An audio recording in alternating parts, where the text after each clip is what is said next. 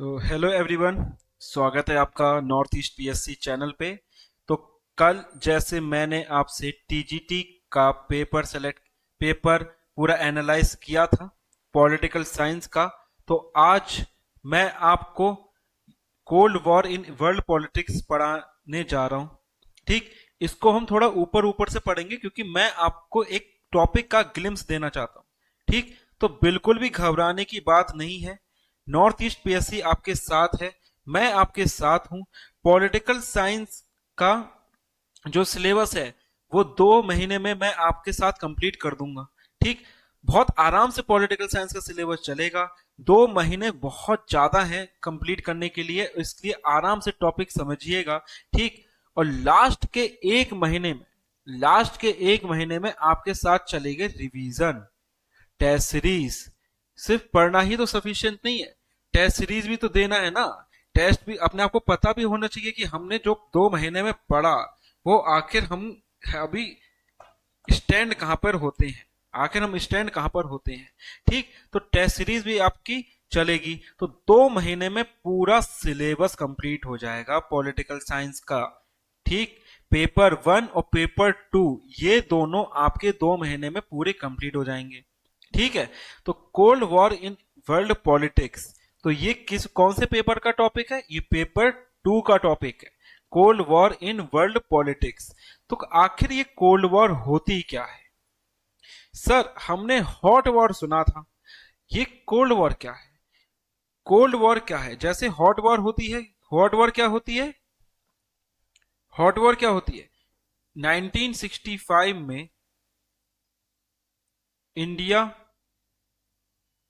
India और Pakistan India और पाकिस्तान के बीच में जो वॉर हुई, वो कौन सी वॉर थी? वो हॉट वॉर थी। वो कौन सी वॉर थी? हॉट वॉर थी। इंडिया और पाकिस्तान के बीच में जो 1999 को वॉर हुई, वो कौन सी वॉर थी? वो हॉट वॉर थी। ठीक, रशिया और यूक्रेन के बीच में जो वॉर चल रही है, रशिया वर्सेस यूक्रेन चल रहा है ना, तो अभी रशिया वर्सेस यूक्रेन की जो वॉर चल रही है, ये कौन सी वॉर है? ये हॉट वॉर है। ये कौन सी वॉर है? ये हॉट वॉर है। ठीक, ईरान और इसराइल के बीच में कौन सी वॉर है? ये हॉट वॉर है। तो आपके हॉट वॉर के एग्जाम्पल्स क्या मैंने कितने दे दिए? 4 एग्जाम्पल्स दे दिए। ये कौन से वॉर है? Hot war. अब इन सब में कॉमन क्या है? इन सब में जो है कॉमन क्या है? इन सब में कॉमन है वेपन्स। क्या कॉमन है? वेपन्स। इन सब में क्या कॉमन है? वेपन्स। इन सब में क्या कॉमन है? मिसाइल्स, वही वेपन्स में आती है, मिसाइल्स। ठीक, इन सब में क्या कॉमन है? आर्मी वर्सेस आर्मी, यानी कि एक आर्मी दूसरे आर्मी के खिलाफ क्या आमने सामने आ गई है। एक देश की आर्मी दूसरी देश की आर्मी के आमने सामने आ गई है। ठीक, लेकिन कोल्ड वॉर में क्या ऐसा होता है? अब वॉर के आगे कोल्ड लग जाए तो कोल्ड वॉर में ऐसा होगा? नहीं। कोल्ड वॉर में आर्मी एक दूसरे के खिलाफ नहीं आएगी। कोल्ड वॉर में चलेगी टेंशंस। कैसी टेंशंस? कोल्ड वॉर की शुरुआत करी किसने थी? यूएसए और यूएसएसआर ने शुरुआत करी थी। तो उन्होंने वर्ल्ड को उस टाइम बहुत बड़ी टेंशन दे दी थी। क्यों? क्योंकि आधे से ज्यादा वर्ल्ड यूएसए के सपोर्ट में था और आधे से ज्यादा वर्ल्ड यूएसएसआर के सपोर्ट में था। तो कोल्ड वॉर क्या है? एक टेंशन है। यह भी एक टेंशन है। तो कोल्ड वॉर क्या है? एक है आइडियोलॉजिकल वॉर। कोल्ड वॉर क्या है? एक आइडियोलॉजिकल वॉर। अब सर, ये आइडियोलॉजिकल वॉर क्या है? What is Cold War? Cold War is an ideological war between real ideological conflict between USA and USSR. Between USA and USSR. किसके बीच में? USA और USSR के बीच में, जो आज का रशिया है, इनके बीच में कौन सी वॉर चली थी? Real ideological conflict. Real ideological conflict. Real ideological conflict इनके बीच में चली थी। ठीक, तो यूएसएसआर की आइडियोलॉजी क्या है? यूएसएसआर की आइडियोलॉजी है कम्युनिज्म। यूएसएसआर की आइडियोलॉजी क्या है? कम्युनिज्म। और यूएसए की आइडियोलॉजी क्या है? यूएसए की आइडियोलॉजी है कैपिटलिज्म। कैपिटलिज्म। तो किसकी सोच बढ़िया है, इस यही वर्सेस था दोनों में, कैपिटलिज्म वर्सेस कम्युनिज्म, कि किसकी आइडियोलॉजी बेहतर है और किसकी आइडियोलॉजी बेकार है, कैपिटलिज्म बेहतर है या कम्युनिज्म बेहतर है। तो यूएसएसआर क्या कर रहा था, यूरोपियन कंट्रीज और बाकी देशों में कम्युनिज्म को क्या एक्सपेंड कर रहा था, कम्युनिज्म को एक्सपेंड कर रहा था। यूएसए क्या कर रहा था, बाकी देशों में किसको एक्सपेंड कर रहा था, कैपिटलिज्म को एक्सपेंड कर रहा था, कैपिटलिज्म को एक्सपेंड कर रहा था। ठीक, तो ये दोनों एक दूसरे के खिलाफ खड़े हुए, लेकिन इनकी आर्मी एक दूसरे के खिलाफ खड़ी नहीं हुई, एक भी गोलियां इन दोनों ने एक दूसरे के खिलाफ नहीं चढ़ाई। ठीक, तभी ये वॉर कहलाएगी कोल्ड वॉर। तभी ये वॉर क्या कहलाएगी, कोल्ड वॉर। ठीक, तभी ये वॉर कोल्ड वॉर कहलाएगी। ठीक, अब कोल्ड वॉर में दो अलायंस थे, एक था वेस्टर्न अलायंस, एक क्या था, वेस्टर्न अलायंस। वेस्टर्न अलायंस, दो अलायंस थे, कितने थे, दो अलायंस थे। पहला था वेस्टर्न अलायंस, दो अलायंस थे, पहला था वेस्टर्न अलायंस और दूसरा था ईस्टर्न अलायंस। दूसरा कौन सा था, ईस्टर्न अलायंस। ठीक, दो अलायंस थे, वेस्टर्न और ईस्टर्न। तो वेस्टर्न को कौन लीड कर रहा था, वेस्टर्न को लीड कर रहा था यूएसए। वेस्टर्न को कौन लीड कर रहा था, यूएसए। और ईस्टर्न को कौन लीड कर रहा था, यूएसएसआर। यूएसएसआर। ठीक, यानी कि ईस्टर्न आइडियोलॉजी, ईस्टर्न अलायंस कौन सी आइडियोलॉजी पे थे, कम्युनिज्म की आइडियोलॉजी पे थे। अभी बताया ना, ही बताया कि कम्युनिज्म की आइडियोलॉजी पे थे। तो यूएसए की आइडियोलॉजी पे कौन थे, यूएसए की आइडियोलॉजी वाले थे कैपिटलिज्म। यूएसए की आइडियोलॉजी वाले कौन से थे, कैपिटलिज्म। ठीक, कैपिटलिज्म। तो ये दो अलायंस जो थे ग्रुप बन गए थे, दो अलायंस ग्रुप बन गए थे। अब कोल्ड वॉर की शुरुआत कैसे हुई, इसको जान लेते हैं। कोल्ड वॉर की शुरुआत कैसे हुई, तो after the second world war. किसके बाद, सेकेंड वर्ल्ड वॉर के बाद ही कोल्ड वॉर की शुरुआत हुई। तो सेकेंड वर्ल्ड वॉर कब खत्म हुई, सेकेंड वर्ल्ड वॉर खत्म हुई ही 1945 में। ठीक है, तो एक मिनट इसे पूरा मिटा देते हैं, फिर सेकेंड वर्ल्ड वॉर के बारे में मैं आपको बताता हूं। ठीक, तो सेकेंड वर्ल्ड वॉर कब स्टार्ट हुई, सेकेंड वर्ल्ड वॉर स्टार्ट हुई 1945 में। इसका टाइम पीरियड क्या था, इसका टाइम पीरियड था सेकेंड वर्ल्ड वॉर का 1939 से 1945। 1939 से 1945 सेकेंड वर्ल्ड वॉर का टाइम था, सेकेंड वर्ल्ड वॉर का टाइम था। ठीक है, सेकेंड वर्ल्ड वॉर का टाइम था। तो 1945 में खत्म कैसी हुई सेकेंड वर्ल्ड वॉर, दो पावर थे सेकेंड वर्ल्ड वॉर में, एक था एलाइड पावर, एक था एलाइड पावर। एलाइड पावर में कौन कौन थे, यूएसए, यूएसएसआर। हाँ, ये सेकेंड वर्ल्ड वॉर में एक जगह थे। ठीक, तब भी इनके बीच में कोल्ड वॉर क्यों कंफ्लिक्ट हुआ, ये मैं आपको बताऊंगा। ठीक, जब एक ही ग्रुप में थे सेकेंड वर्ल्ड वॉर में यूएसए यूएसएसआर, तब भी इनके बीच में क्यों कंफ्लिक्ट हुआ। ठीक, फ्रांस। ठीक, एलाइड पावर में कौन कौन से थे, यूएसए, यूएसएसआर, ब्रिटेन और फ्रांस। एक्सेस पावर में कौन कौन से थे, सेकेंड वर्ल्ड वॉर में दूसरा पावर कौन सा था, एक्सेस। एक्सेस पावर में कौन कौन से थे, इटली, ठीक, जापान और जर्मनी, और जर्मनी, और जर्मनी। तो ब्रिटेन और फ्रांस मिलकर किसको हरा देते हैं, इटली और जर्मनी को। इन दोनों को कौन हराता है, ब्रिटेन और फ्रांस। ब्रिटेन और फ्रांस इन दोनों को क्या कर देते हैं, हरा देते हैं। फिर यूएसए क्या करता है, यूएसए जापान के ऊपर, यूएसए क्या करता है, जापान के ऊपर दो एटॉमिक बम गिरा देता है। ठीक, यूएसए क्या करता है, जापान के ऊपर दो एटॉमिक बम गिरा देता है। कहां कहां पे, हिरोशिमा और नागासाकी पे। ठीक, कहां कहां पे, हिरोशिमा और नागासाकी पे। जैसे ही दो बम गिराता है, तो जो यूएसए और यूएसएसआर जो एक ग्रुप में होते हैं, वो आमने सामने क्यों खड़े हो जाते हैं, आमने सामने इसलिए खड़े हो जाते हैं क्योंकि यूएसए चुपके से एटॉमिक बम बना रहा होता है, चुपके से एटॉमिक बम बना रहा होता है। तो यूएसएसआर को ये लगता है कहीं ये ताकतवर ना हो जाए, कहीं ये ताकतवर ना हो जाए। तब से लेकर कब से, जब जापान के ऊपर बम गिराया, कौन सा, एटॉमिक बम गिराया, एटॉमिक बम गिराया, तो पूरा वर्ल्ड शॉक में आ जाता है। किस में आ जाता है, शॉक में आ जाता है। ठीक, कहाँ गिराया, हिरोशिमा और नागासाकी पे, हिरोशिमा और नागासाकी पे जैसी बम गिराया, ठीक है, तो पूरा वर्ल्ड किस में आ गया, शॉक में आ गया कि आखिर इतना लीथल, इतना खतरनाक बम यूएसए ने बना कैसे लिया। ठीक, और किसी को भनक भी नहीं लगी। तो इसमें सबसे ज्यादा नाराज होता है यूएसएसआर। सबसे ज्यादा नाराज कौन सा होता है, यूएसएसआर सबसे ज्यादा नाराज होता है। तो हिरोशिमा और नागासाकी पे जो है बम गिरा देते हैं, हिरोशिमा और नागासाकी पे जो बम है गिरा देते हैं। ठीक, अब इस कोल्ड वॉर में होता क्या है, ठीक, अब ये बम तो गिरा दिया सर, बम गिरा दिया, अब ये कोल्ड वॉर की शुरुआत की एक नींव तो पड़ गई सर, नींव तो पड़ गई। लेकिन आखिर ये कोल्ड वॉर में अब क्या होता है, अब कोल्ड वॉर में होता है तो ब्लॉक्स बनते हैं, टू पावर ब्लॉक्स बनते हैं। आपकी पूरी पीपीटी में यही है, ठीक है सर, मैम आपके पूरी पीपीटी में यही है, ठीक है। तो आपको सर मैम क्यों कह रहा हूं, क्योंकि आप टीचर बन गए हो।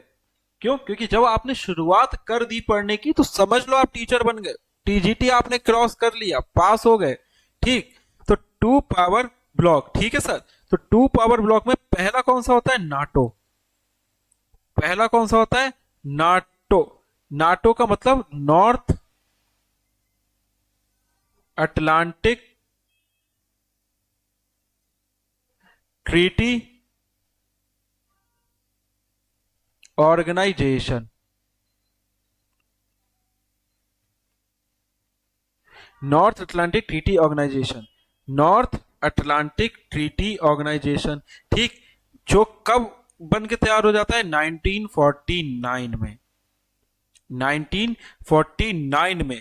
इस नॉर्थ अटलांटिक ट्रीटी ऑर्गेनाइजेशन क्या होता है, ये वेस्टर्न कंट्रीज का अलायंस होता है, ये वेस्टर्न कंट्रीज का क्या है, अलायंस है,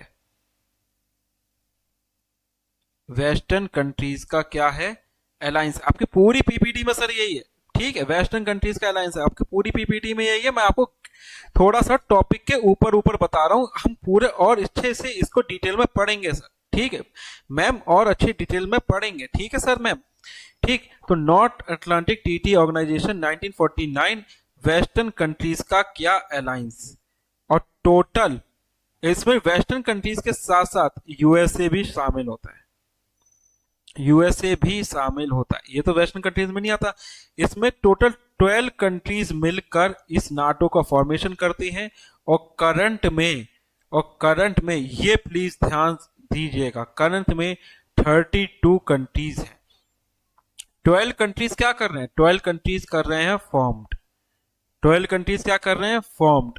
और करंट में कितने कंट्रीज हैं, 32 कंट्रीज हैं करंट में। ठीक, तो नाटो क्यों बनता है, नाटो है, इसका ऑब्जेक्टिव क्या है, यह है कलेक्टिव सिक्योरिटी, कलेक्टिव सिक्योरिटी। तो नाटो का एक सबसे बड़ा प्रिंसिपल क्या है, अगर इन 32 कंट्री में जब बने थे तो कितने बने थे, 12, यानी कि 12, अब कितने हैं, 32।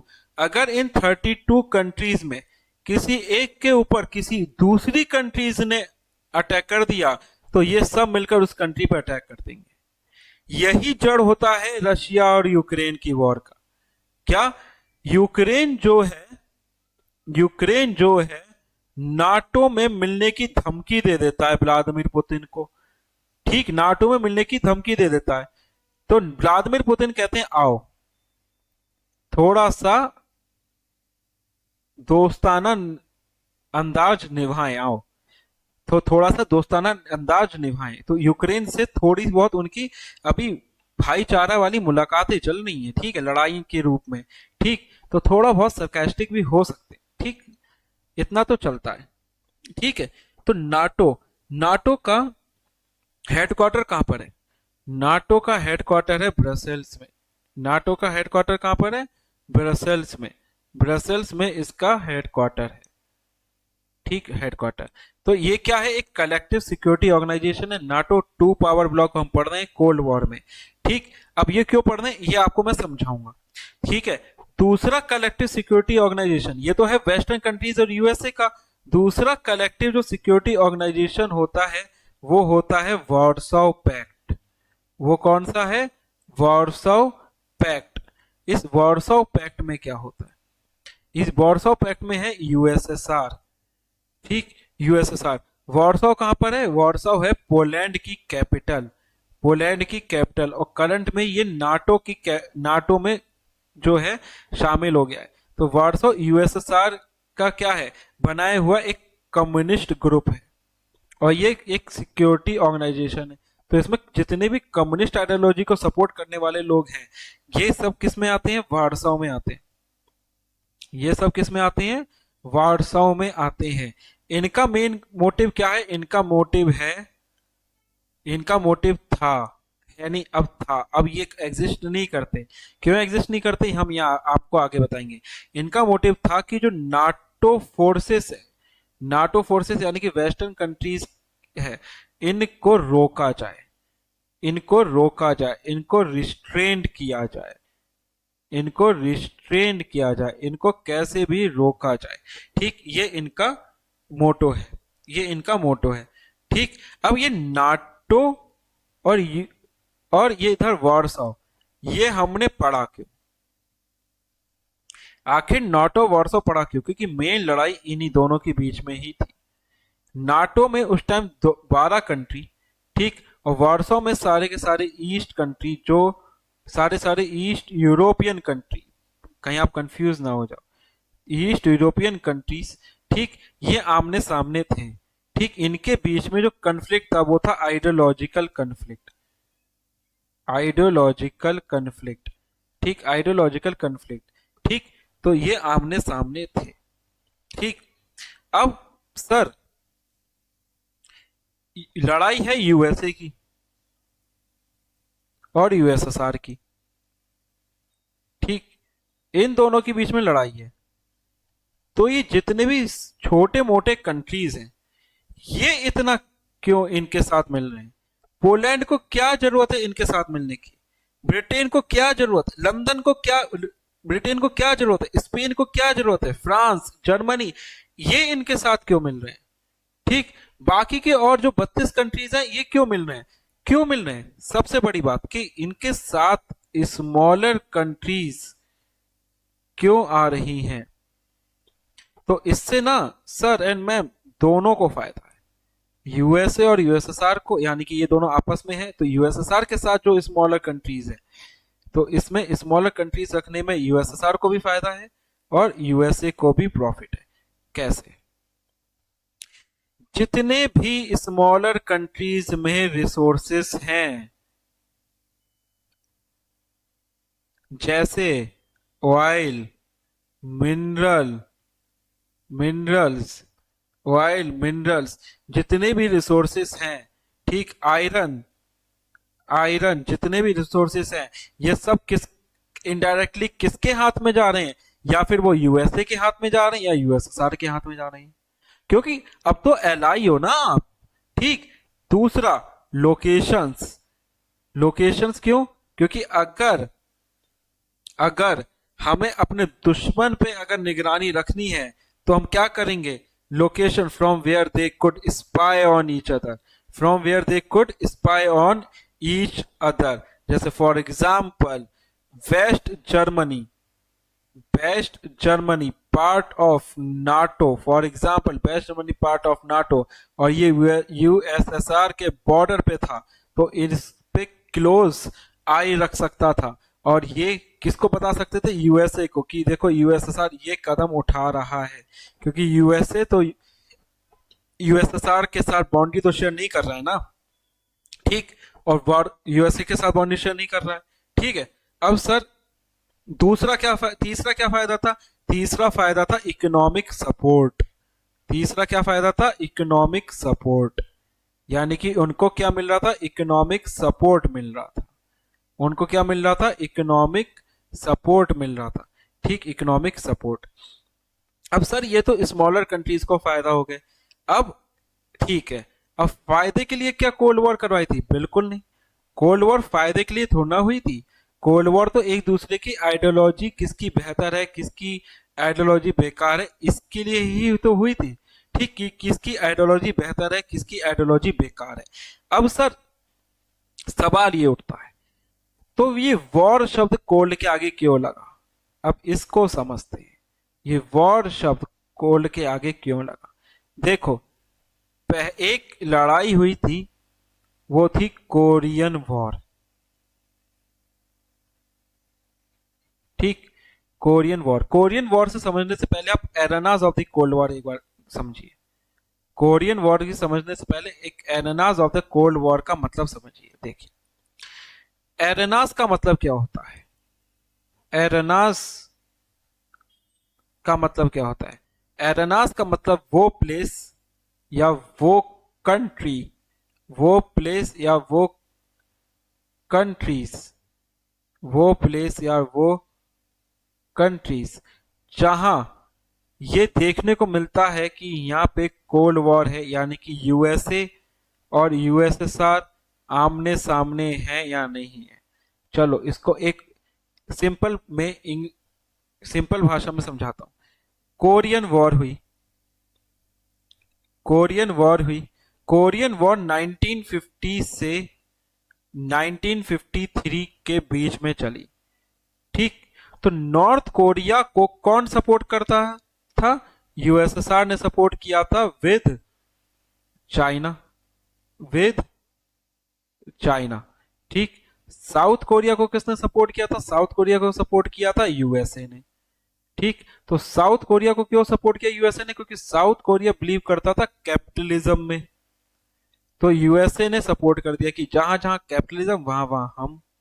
नॉर्थ कोरिया किसको सपोर्ट करता था? नॉर्थ कोरिया यूएसए और यूएसएसआर और चाइना कम्युनिज्म में, कम्युनिज्म में। ठीक, इस टॉपिक को थोड़ा अभी ऊपर से पढ़ रहे हैं, बाद में आपको और डीप में पढ़ाऊंगा। कम्युनिज्म में। ठीक, तो नॉर्थ कोरिया और साउथ कोरिया के बीच में हो जाती है टसल। नॉर्थ कोरिया और साउथ कोरिया के बीच में क्या हो जाती है? टसल, लड़ाई। तो नॉर्थ कोरिया को कौन सपोर्ट करता है? यूएसएसआर। साउथ कोरिया को कौन सपोर्ट करता है? यूएसए। तो जो आज का नॉर्थ कोरिया साउथ कोरिया है ना, ये 1953 में ही अलग हो गए थे। ठीक, तो एक को सपोर्ट किया था यूएसएसआर ने और एक को सपोर्ट किया था यूएसए ने। तो एक नॉर्थ कोरिया और साउथ कोरिया के बीच का जो बाउंड्री लाइन है उसको कहते हैं 38th parallel line, 38th parallel line. अभी आया समझ में? थोड़ा सा अभी और भी आएगा सर, समझ में और आएगा, घबराइए मत। हम यहाँ पे हैं, हम आपके साथ हैं, बिल्कुल टॉपिक आसानी से लेकर जाएंगे और बहुत ही सिंपल भाषा में समझाएंगे। आपको बिल्कुल घबराने की जरूरत नहीं है, हम आपके साथ हैं। तो कैसे घबराओगे आप? ठीक, तो नॉर्थ कोरिया और साउथ कोरिया के बीच में लड़ाई हो रही थी। साउथ कोरिया कैपिटलिज्म आइडियोलॉजी को सपोर्ट करता था, तो यूएसए ने उनका सपोर्ट किया। नॉर्थ कोरिया कम्युनिज्म को सपोर्ट करते थे, कम्युनिज्म आइडियोलॉजी को, तो यूएसएसआर और चाइना ने उनको सपोर्ट किया। ठीक, अब इन दोनों की लड़ाई में क्या किया? यूएसएसआर ने नॉर्थ कोरिया को हथियार देना स्टार्ट किए, यूएसए ने साउथ कोरिया को। ये नॉर्थ कोरिया साउथ कोरिया आपस में लड़ने लगे और डिवाइड हो गए, और डिवाइड हो गए, यानी कि कोरिया में आपस में लड़ाई हुई दो आइडियोलॉजी के बीच में, और एक बना नॉर्थ कोरिया, एक बना साउथ कोरिया। तो नॉर्थ कोरिया आज भी कम्युनिज्म, साउथ कोरिया आज भी कैपिटलिज्म। ठीक, थोड़ा और समझते हैं, थोड़ा और समझने की बात कर, थोड़ा और समझते हैं। एक बार तो सर ऐसा हो गया था कि ये तो एकदम क्लियर लग रहा था कि अब इन दोनों के बीच में, किसके? यूएसए यूएसएसआर के बीच में घमासान युद्ध होने वाला है। सबसे इंपॉर्टेंट एरेना कौन सा था? सबसे पहले तो कोरियन वॉर था, सबसे इंपॉर्टेंट एरेना था सर क्यूबा। ये क्यूबन मिसाइल क्राइसिस बहुत फेमस है। ये क्यूबन मिसाइल क्राइसिस इतनी फेमस क्यों है? क्यों? क्योंकि एक बार इसी क्राइसिस की वजह से लगने लगा था कि अब ये दोनों नहीं रुकने वाले, अब ये दोनों लड़ाई करके ही मानेंगे आपस में। अगर इन दोनों के बीच में लड़ाई हो जाती सर, आधी दुनिया तबाह हो जाती, वर्ल्ड वॉर थर्ड हो जाती, आधी दुनिया तबाह हो जाती। क्योंकि यूएसए के सपोर्टर यूएसएसआर के सपोर्टर को मारते, यूएसएसआर के सपोर्टर यूएसए के सपोर्टर को मारते। पता चल रहा है कि यूएसएसआर के जो सपोर्टर हैं, जैसे east Germany, Poland, Czechoslovakia, Hungary, Romania, Bulgaria, ये सब किसको मार रहे हैं? ये सब मार रहे हैं वेस्ट जर्मनी को, फ्रांस को, ठीक, इटली को, स्पेन को। इनके आपस में लड़ाई हो जाती। तो अभी तो वर्ल्ड वॉर सेकेंड सॉल्व हुई थी, ठीक। तो वर्ल्ड वॉर 3 अब ये दोबारा ये एफर्ट नहीं कर सकते थे यूरोपियन कंट्रीज, ठीक। तो क्यूबन मिसाइल क्राइसिस में क्या हुआ था 1961 में, ठीक। यूएसएसआर के लीडर, यूएसएसआर के लीडर, यूएसएसआर की फुल फॉर्म क्या है? Union of Soviet socialist, union of Soviet socialist republics, union of Soviet socialist Republic. तो 1961 में यूएसएसआर के लीडर निकिता खुर्शेव, यूएसएसआर के लीडर कौन थे? निकिता खुर्शेव, निकिता खुर्शेव। इनको ये डर सताने लगा, इनको ये डर लगने लगा कहीं ये कौन है निकिता खुर्शेव? यूएसएसआर के लीडर, यूएसएसआर के लीडर, यूएसएसआर के लीडर, कहीं यूएसए के लीडर, यूएसए के प्रेसिडेंट, ध्यान से समझना सर, बहुत ही इंपॉर्टेंट है ये, ठीक। ये वाली लड़ाई बहुत ही इंपॉर्टेंट है। ये लड़ाई यहाँ पे हुई नहीं थी वैसे, लेकिन ये क्यूबन मिसाइल क्राइसिस पे कई बार क्वेश्चन भी बन सकते हैं, ठीक है। बहुत इंपॉर्टेंट क्राइसिस है ये।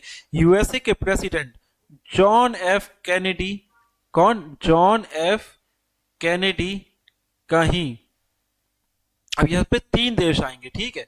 पहला कौन सा आ गया? यूएसएसआर की, यूएसएसआर के लीडर निकिता खुर्शेव को ये डर लगने लगा कहीं यूएसए के president John F Kennedy overthrow, मतलब सत्ता से हटा ना दें, किसको? क्यूबा के, क्यूबन मिसाइल क्राइसिस का पढ़ रहे हैं ना, तो क्यूबा के फिडल कास्ट्रो को, क्यूबा के फिडल कास्ट्रो को ये क्या ना कर दें? हटा ना दें। ये क्यों डर लगने लगा? क्योंकि फिडल कास्ट्रो जो थे ये कम्युनिस्ट थे और यूएसएसआर भी कम्युनिस्ट है। तो फिडल कास्ट्रो किसके एलाई थे? किसके एलाई थे होंगे फिर? यूएसएसआर भी कम्युनिस्ट, फिडल कास्ट्रो भी कम्युनिस्ट, तो ये किसके एलाई होंगे? यूएसएसआर के एलाई होंगे, ठीक है, यूएसएसआर के साथ होंगे। तो ये निकिता खुर्शेव को डर लगने लगा कि यूएसए के प्रेसिडेंट जॉन एफ कैनेडी कहीं क्यूबा के प्रेसिडेंट फिडल कास्ट्रो को ना हटा दे। तो उस डर की वजह से, उस डर की वजह से निकिता खुर्शेव ने, किसने? निकिता खुर्शेव ने, ठीक, निकिता खुर्शेव ने क्या किया? रशियन बेस यानी कि क्यूबा में एक अपना बेस बना लिया, क्यूबा में अपना बेस बना लिया और 1962 को वहां पे क्या प्लेस कर दी? Placed nuclear missiles, nuclear missiles जो किसके क्लोज में आ रही थी? किसके क्लोज में आ रही थी? यूएसए की टेरिटरी को खतरा पहुंचा रही थी। क्यों? क्योंकि उनकी की रेंज में आ रही थी, यूएसए की टेरिटरी की किसमें? रेंज में आ रही थी, ठीक। फिर से कहानी समझते हैं, एक बार फिर से कहानी ले जाते हैं, ठीक। तो 1961 में यूएसएसआर के प्रेसिडेंट यानी कि लीडर को, निकिता खुर्शेव को डर सताने लगा कि यूएसए के president John F Kennedy overthrow ना कर दे क्यूबा के प्रेसिडेंट फिडल कास्ट्रो को, क्योंकि फिडल कास्ट्रो भी कम्युनिस्ट और निकिता खुर्शेव भी कम्युनिस्ट। तो निकिता खुर्शेव ने क्या किया? निकिता खुर्शेव ने क्यूबा में बेस बनाया, ठीक, और 1962 में वहां पे न्यूक्लियर मिसाइल प्लेस कर दी और यूएसए की टेरिटरी और रेंज को जो कि खतरा थी, फिर जॉन एफ कैनेडी ने, किसने?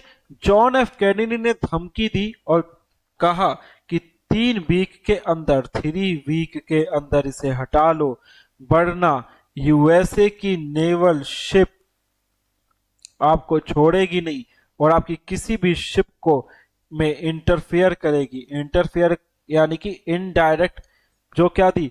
धमकी दे दी कि हम आपकी शिप उड़ा देंगे, ठीक। तो जो क्यूबन मिसाइल क्राइसिस था, Cuban missile crisis was a high point of what came to be known as the cold war. तो इसी से और ज्यादा पक्का हो जाता है कि इनके बीच में कोल्ड वॉर चल रही है। क्या? The Cuban missile crisis, the Cuban missile, पूरे कोल्ड वॉर में सबसे ज्यादा फेमस क्राइसिस है ये, the Cuban missile crisis, a high point, a high point, मैं आपको ऐसे आंसर भी लिखूंगा, ठीक है, a high point of what केम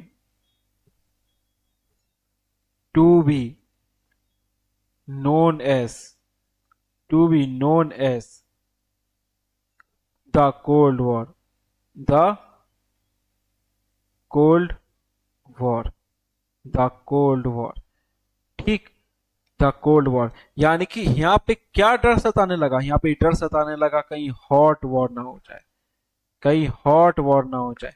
अगर निकिता खुर्शेव नहीं मानते, निकिता खुर्शेव ने बाद में मिसाइल हटा ली थी जब यूएसए ने धमकी दी थी हम आपकी नेवल शिप में इंटरफेयर करेंगे, तो अगर निकिता खुर्शेव नहीं मानते, वो अपने ईगो पे आ जाते कि नहीं हटाएंगे, कर लो जो करना है, तो हॉट वॉर हो जाती। तो क्या हो जाती? हॉट वॉर हो जाती, ठीक, हॉट वॉर हो जाती। तो द क्यूबन मिसाइल क्राइसिस जो है एक एरेना है, क्या है? एक एरेना है of the cold war.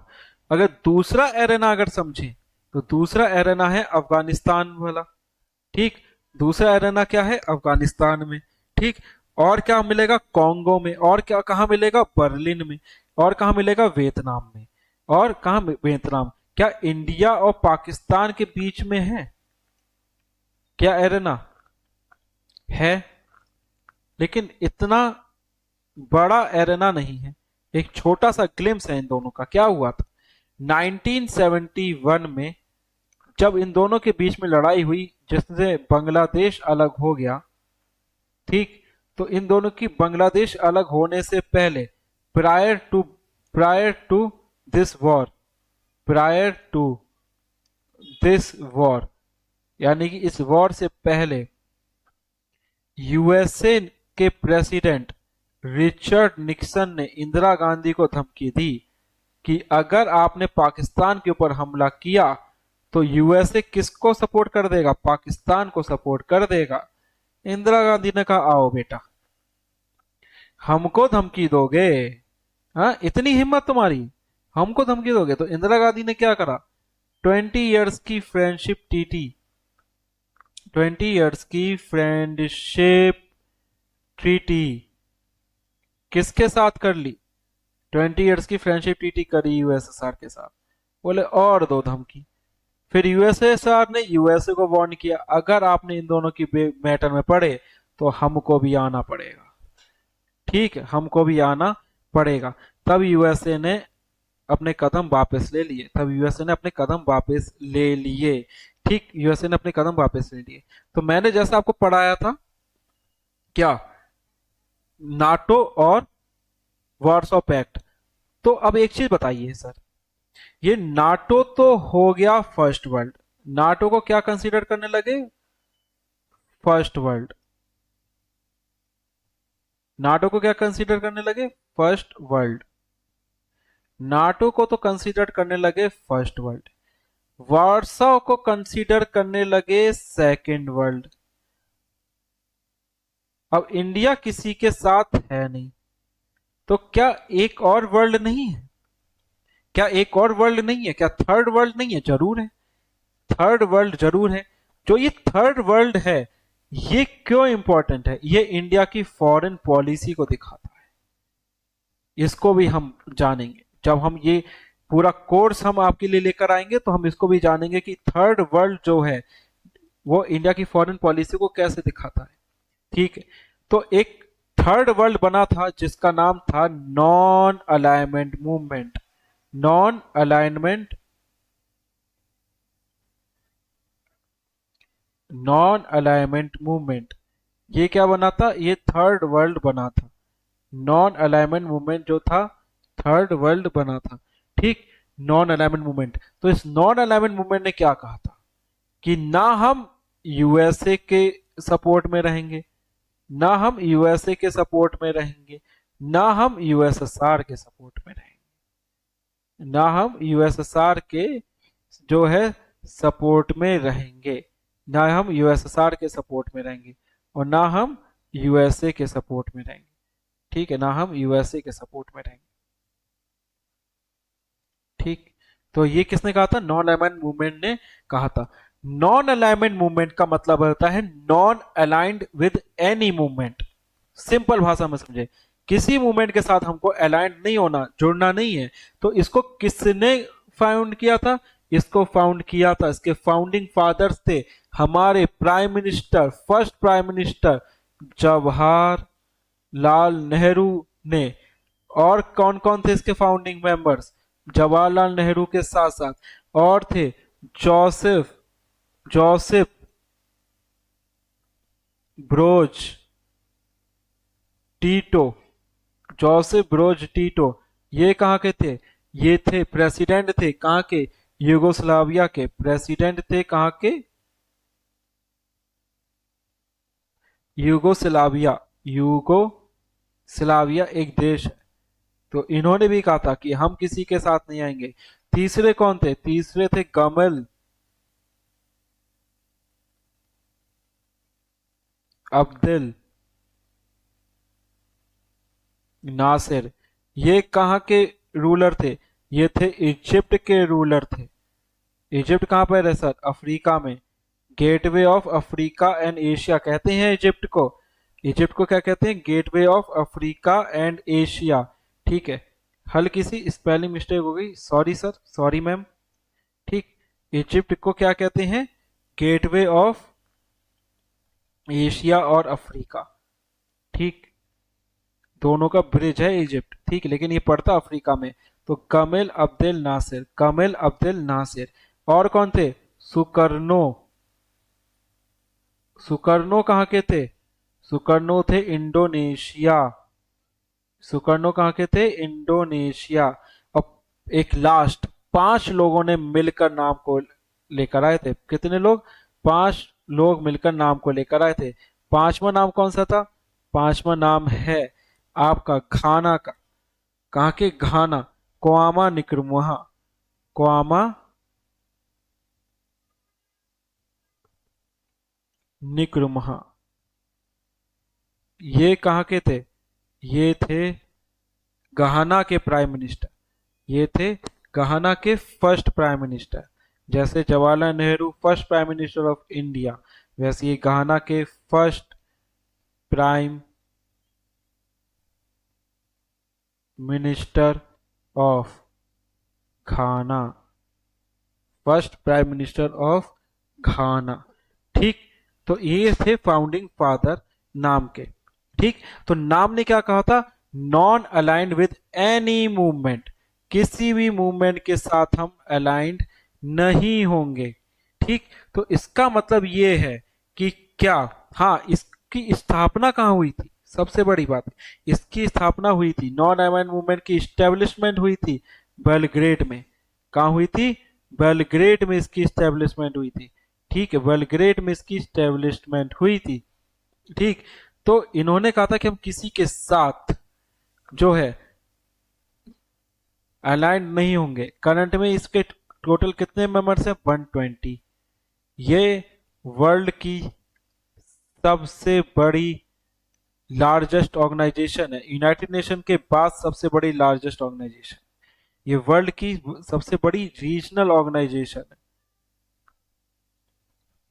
World organisation नहीं, रीजनल ऑर्गेनाइजेशन। क्योंकि यूनाइटेड नेशन में तो 190 प्लस कंट्रीज हैं। ठीक, और इसमें कितने हैं? 120। इसमें कितने हैं? द 120। तो नॉन अलाइनमेंट मूवमेंट ने कहा था कि we accept the policy of staying away from alliance should be considered isolationism और न्यूट्रलिटी। ठीक है, आइसोलिज्म न्यूट्रलिटी। तो इसका मतलब ये नहीं था कि नॉन अलाइनमेंट मूवमेंट के जो जितने भी मेंबर थे, इन्होंने कोशिश नहीं करी यूएसए और यूएसएसआर के बीच में सब कुछ ठीक हो जाए। इन्होंने बहुत कोशिश करी कि यूएसए यूएसएसआर के बीच में सब कुछ ठीक हो जाए। अब सर सवाल ये उठता है, इन 5 लोगों ने Jawaharlal Nehru, Joseph Broz Tito, Gamal Abdel Nasser, Sukarno, Kwame Nkrumah, इन 5 लोगों ने नॉन अलाइनमेंट मूवमेंट बनाया। तो इन 5 लोगों ने किसी का साथ क्यों नहीं दिया? इसलिए क्योंकि इनको डर था ये सारी की सारी न्यू कॉलोनलाइज्ड कंट्री थी, न्यू कॉलोनाइज्ड कंट्री थी, तो इनको डर था कि हमको फिर से हमारे यहाँ कॉलोनी ना बनाने। इनको डर था कि हमारे यहाँ फिर से कॉलोनी ना बनाने, क्योंकि घाना भी नया नया इंडिपेंडेंट हुआ था और इंडिया भी ब्रिटेन से अभी नया नया इंडिपेंडेंट हुआ था। तो इनको डर था कि दोबारा ये हाल ना हो जाए, दोबारा ये हाल ना हो जाए। ठीक, ये इनको डर था। ठीक है। अब सर, इंडिया इंडिया और cold war, non alignment movement कब फॉर्म हुआ था? नॉन अलाइनमेंट मूवमेंट फॉर्म हुआ था 1961 को। ये मैंने आपको बताया था नॉन अलाइनमेंट मूवमेंट कब फॉर्म हुआ था। I am sorry sir, non alignment movement मैंने आपको नहीं बताया कि कब फॉर्म हुआ था। नॉन अलाइनमेंट मूवमेंट फॉर्म हुआ था 1961 को। 1961 को नॉन अलाइनमेंट मूवमेंट जो है फॉर्म हुआ था। अब सर सवाल ये उठता है, अगर नॉन अलाइनमेंट मूवमेंट 1961 को मतलब मिलकर बना, 5 कंट्रीज ने मिलकर बनाया, तो क्या इंडिया ने जो यूएसएसआर के साथ 5 ईयर्स, वो 20 ईयर्स फ्रेंडशिप ट्रीटी करी, क्या वो क्रिटिसिज्म नहीं है नॉन अलाइनमेंट मूवमेंट का? यूएसएसआर के साथ हमने 20 ईयर्स की फ्रेंडशिप ट्रीटी करी, क्या वो क्रिटिसिज्म नहीं है? बिल्कुल नहीं है, बिल्कुल नहीं है। क्यों? क्योंकि हमको जरूरत थी। सबसे बड़ी चीज होती है अपना नेशनल इंटरेस्ट। नेशनल इंटरेस्ट से बड़ा और कुछ नहीं होता इंटरनेशनल पॉलिटिक्स में। रिमेंबर दैट, इंटरनेशनल पॉलिटिक्स में नेशनल इंटरेस्ट से बड़ा और कुछ चीज नहीं होती। अगर हमारा इंटरेस्ट फुलफिल हो रहा है इस फ्रेंडशिप या टीटी से, 20 ईयर्स फ्रेंडशिप टीटी से, तभी हम जो है नेशनल इंटरेस्ट पे अपना काम करेंगे। हमें मतलब नहीं कि किसके साथ हम संबंध में है या नहीं है। क्यों? क्योंकि हमारा नेशनल इंटरेस्ट फुलफिल हो रहा है ना। हम मजबूर थे उस यूएसएसआर के साथ आने में। क्यों? क्योंकि अगर यूएसए धमकी नहीं देता तो हम यूएसएसआर के साथ बिल्कुल नहीं आते। अब मेरा सवाल ये है सर, सवाल उठता है कि नौ क्या कोल्ड वॉर कभी एंड नहीं हुआ? कोल्ड वॉर जरूर एंड हुआ। कोल्ड वॉर एंड हुआ 1991 में। कोल्ड वॉर कब एंड हुआ? 1991 में। तो सर 1991 में ऐसा क्या हुआ था कि कोल्ड वॉर एंड हो गया? 1991 में हुआ था यूएसएसआर का डिसइंटीग्रेशन। यूएसएसआर का डिसइंटीग्रेशन, यूएसएसआर का डिसइंटीग्रेशन। ठीक, डिसइंटीग्रेशन। जब यूएसएसआर टूटा तो वर्ल्ड में एक ही सोल पावर बची, यूएसए। जब यूएसएसआर टूटा, यूएसएसआर कितनी कंट्रीज के साथ मिलकर बना था? रशिया के साथ, रशिया प्लस 14 कंट्रीज, यानी कि टोटल 15 कंट्रीज के साथ यूएसएसआर बना था। ठीक, जब यूएसएसआर टूटा तब जाके कोल्ड वॉर का एंड हुआ। तब जाके कोल्ड वॉर का एंड हुआ। ठीक है, तब जाके कोल्ड वॉर का एंड हुआ। यूएसएसआर में कौन कौन सी कंट्री थी? यूएसएसआर में आपकी थी, आपके यूक्रेन भी यूएसएसआर में आती थी। यूक्रेन भी यूएसएसआर में आती थी। ठीक है, तजाकिस्तान भी यूएसएसआर में आती थी। तजाकिस्तान भी यूएसएसआर में आती थी। ठीक है, तजाकिस्तान भी। अजरबैजान भी यूएसएसआर में आती थी। अजरबैजान भी यूएसएसआर में थी। आर्मेनिया भी यूएसएसआर में था। तो यूएसएसआर के में कितनी कंट्रीज थी? टोटल 15 कंट्रीज थी। ठीक है, उज्बेकिस्तान था, उज्बेकिस्तान था। ठीक है, जहां पे ताशकंद एग्रीमेंट हुआ था। जहां पे कौन सा एग्रीमेंट हुआ था? ताशकंद एग्रीमेंट हुआ था। ठीक है, ताशकंद एग्रीमेंट कहाँ हुआ था? उज्बेकिस्तान में हुआ था। उस टाइम यूएसएसआर का पार्ट था। ठीक, अब यूएसएसआर से टूटा कैसे? इतना बड़ा कंट्री आखिर यूएसएसआर, ठीक है, टूटा कैसे? अगर रशिया आज भी देख ले तो हमारा जो डॉर्फ प्लैनेट है प्लूटो, उससे आज भी बड़ा है। तो सोचो यूएसएसआर में ये 14 कंट्रीज और हो गई तो ये कितनी बड़ी होंगी। ठीक है, ये इसको मिला के कितना बड़ा होगा? तो यूएसएसआर का टूटने का सबसे बड़ा रीजन था, यूएसएसआर का टूटने का सबसे बड़ा रीजन क्या था? वहां पे होने वाला करप्शन। एक तो करप्शन, यूएसएसआर के टूटने का सबसे बड़ा रीजन था करप्शन। ठीक। दूसरा क्या था? Economic reason. Economic reason. Economic reason. उनके खुद की ही जो आइडियोलॉजी थी वो एक सबसे बड़ा कारण था। इकोनॉमिक रीजन क्या थे? इकोनॉमिक रीजन में था कि वो रेस में चले गए थे। किस में?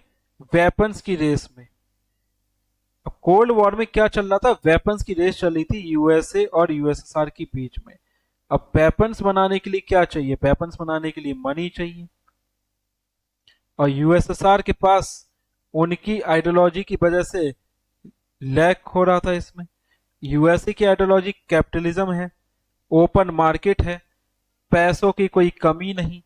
यूएसएसआर के पास क्लोज मार्केट है। क्लोज मार्केट है, जब मार्केट ही क्लोज कर ली तो पैसा कहां से आएगा? लेकिन आप एक तरफ आर्सेनल यानी कि हथियार बनाने के पीछे जुटे हो, हथियार बनाने के पीछे जुटे और पैसे कमाने के पीछे जुटे नहीं हो, तो कोलैप्स तो होगा ही होगा। ठीक। दूसरा, यूएसएसआर ने अफगानिस्तान में इंटरफेयर किया, पैसे है नहीं, और आप दूसरी कंट्री में इंटरफेयर करने जा रहे हो। आप दूसरी कंट्री में क्या करने जा रहे हो? इंटरफेयर करने जा रहे हो। ठीक। पॉलिटिकल रीजन क्या क्या थे? ये तो इकोनॉमिक रीजन हो गए। पॉलिटिकल रीजन थे आपके करप्शन। करप्शन। पॉलिटिकल रीजन थे करप्शन। एक बहुत रैम्पेंट करप्शन हो रहा था इस सिस्टम में। ठीक है, रैम्पेंट करप्शन हो रहा था। ठीक। अब यूएसएसआर के आखिरी प्रेसिडेंट कौन थे? यूएसएसआर के आखिरी प्रेसिडेंट थे जिन्होंने बहुत कोशिश करी यूएसएसआर को बचाने की, लेकिन ये बेचारे बचा नहीं पाए, और इन पे आज भी यूएसएसआर के लोग ये कलंक लगाते हैं कि इन्होंने ही यूएसएसआर को बर्बाद किया है। इन्होंने ही यूएसएसआर को बर्बाद किया है। ये यूएसएसआर के लास्ट प्रेसिडेंट थे। लास्ट प्रेसिडेंट थे। ठीक। यूएसएसआर के लास्ट प्रेसिडेंट थे। और रशिया के फर्स्ट प्रेसिडेंट, अब यूएसएसआर टूट गया, अब क्या बचा? रशिया बचा। रशिया के फर्स्ट प्रेसिडेंट थे Boris Yeltsin. I am not talking about USSR first president, I am talking about Russia के first president Boris Yeltsin. Boris Yeltsin. ठीक। अब जब ये टूट गए, जब यूएसएसआर टूट गए, ठीक, उसी टाइम जर्मनी भी दो पार्ट में डिवाइड था, वहां पे भी दीवार गिरा दी गई। तो एक था ईस्ट जर्मनी, एक कौन सा था? East Germany. एक तरफ था ईस्ट जर्मनी। तो ईस्ट जर्मनी वाले किसको सपोर्ट करते थे? कम्युनिस्ट को। और एक तरफ था वेस्ट जर्मनी। वेस्ट जर्मनी वाले किसको सपोर्ट करते थे? वेस्ट जर्मनी वाले किसको सपोर्ट करते थे? यूएसए को, यानी कि कैपिटलिज्म को, यानी कि कैपिटलिज्म को सपोर्ट करते थे। तो ईस्ट जर्मनी वाले किसको सपोर्ट कर रहे हैं? यूएसए को। वेस्ट जर्मनी वाले किसको सपोर्ट कर रहे हैं? कैपिटलिज्म को। वेस्ट जर्मनी वाले किसको सपोर्ट कर रहे हैं? कैपिटलिज्म को। ठीक। अब क्या हुआ? यूएसएसआर भी टूट गया। अब सबसे ताकतवर कौन बन के उभरा होगा? यूएसए। यूएसए के आगे मजे। अब यूएसए करेगा राज। ठीक। यूएसए के आगे मजे। तो अब क्या स्टेब्लिश हुई? यूएसए की हेजीमनी। अब हेजीमनी का मतलब क्या होता है? हेजीमनी का मतलब होता है सोल पावर। हेजीमनी का मतलब क्या होता है? Sole power. अब सोल पावर किसकी स्टेब्लिश हो गई? यूएसए की। किस में? वर्ल्ड पॉलिटिक्स में। किस में? वर्ल्ड पॉलिटिक्स में यूएसए की सोल पावर स्टेब्लिश हो गई, वर्ल्ड पॉलिटिक्स में। अब कौन सा वर्ल्ड बना? यूनिपोलर। पहला कौन सा था? बाइपोलर। बाइपोलर मतलब दो, यूनिपोलर मतलब एक। यूनिपोलर मतलब अब एक। अब हेजेमनी का मतलब होता है dominance in the world politics. Dominance in the world politics. अब यहां से एक नया चैप्टर स्टार्ट होता है, वो है beginning of the new world order. Beginning of the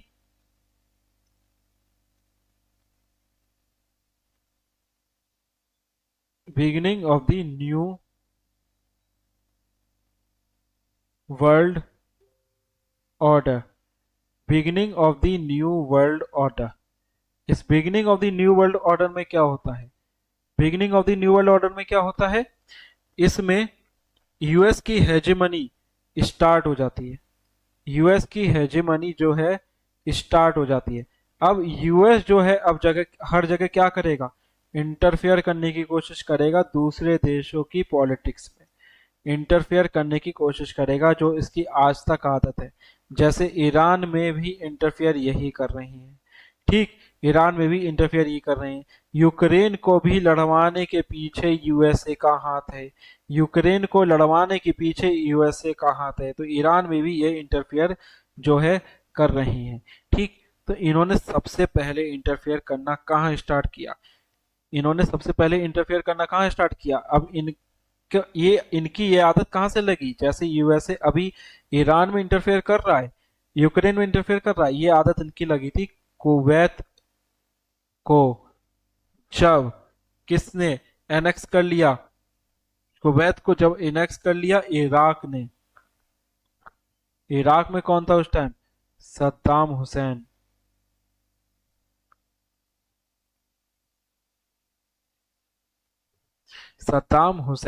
Saddam Hussain ने जब इनेक्स कर लिया तो जो यूएसए के प्रेसिडेंट हैं H.W. बुश, उन्होंने कुवैत में क्या कहा कि अब न्यू वर्ल्ड ऑर्डर की स्थापना होगी।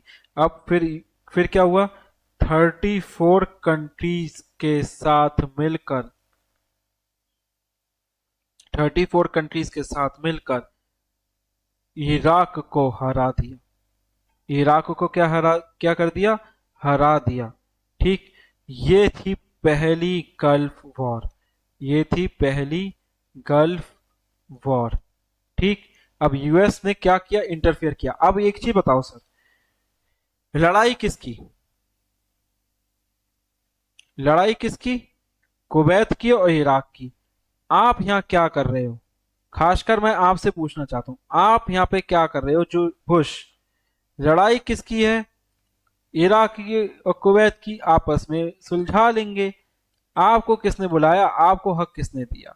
कुछ नहीं, बस अपनी हेजेमनी दिखानी है, अपनी हेजेमनी दिखानी है। लड़ाई इजराइल और ईरान के बीच में। अयतुल्ला खमीनी को मारा इजराइल ने। ठीक, प्रेसिडेंट ट्रंप ने बीच में आके क्या किया? वो आए ही क्यों? ठीक, वो आए ही क्यों? ठीक, दूसरी हेजेमनी कहां देखने को मिलती है इनकी? दूसरी हेजेमनी को देखने को मिलती है बिल क्लिंटन के टाइम पे। जब बिल क्लिंटन प्रेसिडेंट थे, ठीक, तो उन्होंने अलकायदा के बेस पे हमला करवा दिया था, क्योंकि अलकायदा ने यूएसए के पहले बेस पे हमला किया। ठीक, फिर एक 9/11 टेरर अटैक होता है। 9/11 टेरर अटैक होता है ना, कब? 11 सितंबर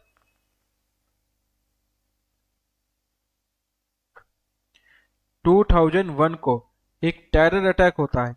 कहां पे? यूएसए में। कहां पे होता है? यूएसए में। ठीक, फिर यूएसए पता है क्या करता है? जितने भी अलकायदा के लोग हैं सबको एक एक करके मारता है, और पाकिस्तान से उठा के लेकर आता है ओसामा बिन लादेन को। ठीक, अब हेजेमनी क्या सिर्फ यही है कि दूसरे की पावर में इंटरफेयर करना? नहीं, हेजेमनी का मतलब है सॉफ्ट पावर। हेजेमनी का एक और मतलब है सॉफ्ट पावर। ये तो हार्ड पावर हो गई, इंटरफेयर करना, अपनी सेना भेज देना, अपनी सेना भेज के दूसरे के देश के मैटर्स में इंटरफेयर करना। सॉफ्ट पावर में हेजेमनी क्या होती है? सॉफ्ट पावर में हेजेमनी होती है, सॉफ्ट पावर में कल्चर। जैसे आज के टाइम पे हम जो फैशन यूज कर रहे हैं, कहां से इंस्पायर होकर कर रहे हैं? ये है हेजेमनी। हम जो आज के टाइम पे जीन्स पहनते हैं, हम आज के टाइम पे जो टी शर्ट पहनते हैं, ये जो कल्चर आया है ये यूएसए से आया है और हमने एक्सेप्ट किया। ये है हेजेमनी। ठीक, आज के टाइम पे हम जो सोशल मीडिया चलाते हैं, चाहे इंस्टाग्राम हो गया, मेटा का जितना भी सोशल मीडिया है, चाहे इंस्टा हो गया, चाहे फेसबुक हो गया, ये कहाँ का है? यूएसए का। ये है हेजेमनी। ठीक, यानी कि हम यूएसए के प्रोडक्ट्स यूज कर रहे हैं। ठीक, खाने से लेकर फूड से लेकर क्लोथ तक और सोशल मीडिया तक हम सब कुछ यूएस के प्रोडक्ट यूज कर रहे हैं। ये है हेजेमनी। ठीक है, ये है हेजेमनी। ठीक, hegemony as a hard power military power में तो पढ़ लिया। ठीक, hegemony as a hard power और मिलिट्री पावर में पढ़ लिया।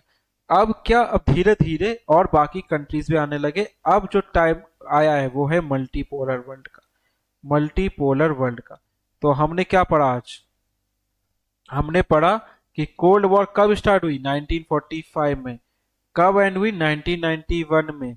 उसके बाद क्या हुआ? Disintegration of the USSR. Disintegration of the USSR. ठीक, फिर क्या हुआ? हेजिमनी स्टेब्लिश हुई किसकी? यूएसए की। ठीक, तो चलो आज हमने ये ग्लिम्स ले लिया। अब मिलेंगे नए टॉपिक के साथ, नए जोश के साथ।